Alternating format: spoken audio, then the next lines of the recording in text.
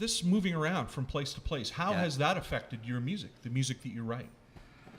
Well, an appreciation, and I think a songwriter needs either a painful awareness, some kind of visual, cultural, emotional shock.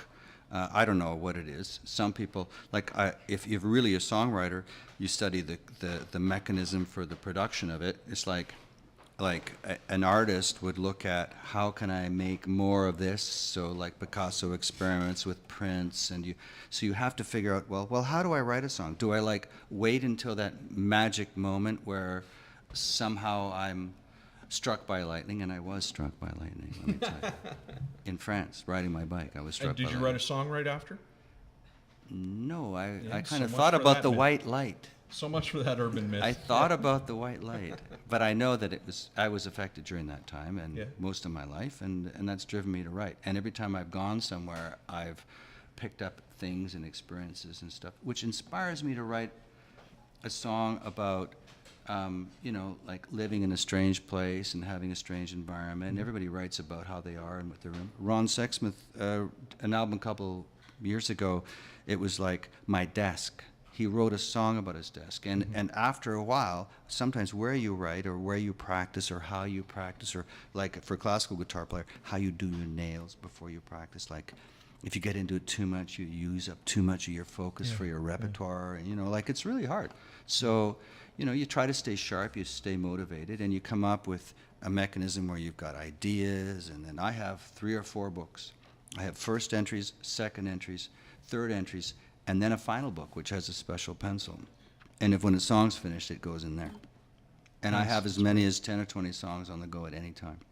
I have not a similar, I guess it's a somewhat similar ritual. Yeah.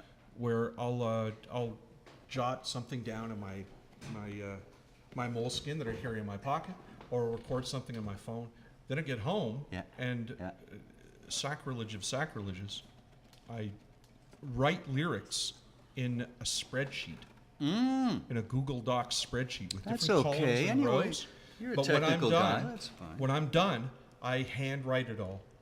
Yeah, it makes it more pen. personal for me. Yeah, with a special pen in a hardcover book. Is it a special pen? When it's finished, that's cool.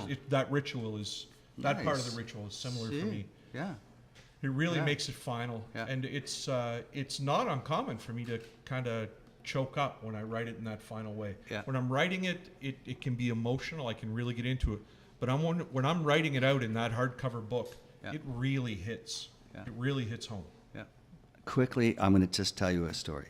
So when I was a kid, my dad was in the Second War. He's still, well, no, he died.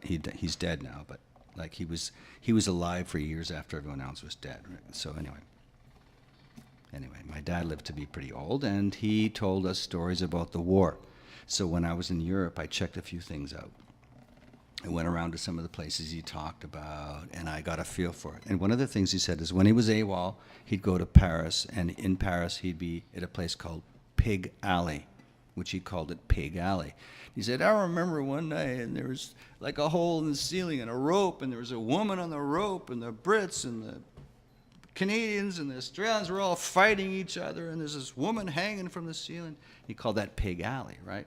So I moved to Paris, and what is it? It's called Pigalle, right? It's like a part of Paris. It's not an alley, it's a part of, it's called Pigalle, right? And so, anyway. So this next song, when I was researching Pigalle, close to Pigalle, is a place called the Moulin Rouge. And the Moulin Rouge, with the movie from now, but during that time, that could have been the bar my dad was in. And so the Moulin Rouge has the Moulin Rouge Follies, which are a high-kicking dance-style troupe.